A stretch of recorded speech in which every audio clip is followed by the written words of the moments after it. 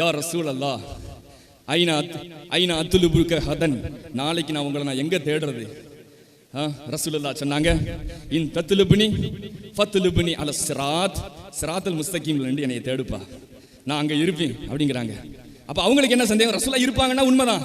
ஒருவேளை நான் பார்க்காம போயிட்டேன், இல்லம் அல்கக்க, நான் உங்களை பார்க்கலன்னா, ஃபைன்லம் தத்துலுபுனி ஃபத்துலுபுனி பில் மிந்தல் மீசான், மீசான் தராசு கிட்ட என்னை வந்து பாரு. யா ரசூலுல்லாஹ் அங்கேயும் இல்லை என்றால் ஹவுலுல் கௌதருக்கு வா, அங்க நீ என்னை இந்த 3 இடத்துல இல்லாமல் வேற எங்க நீ பெற்றுக்கொள்ள மாட்டாய், 3 இடத்துல கண்டிப்பா இருப்பீண்டாங்க.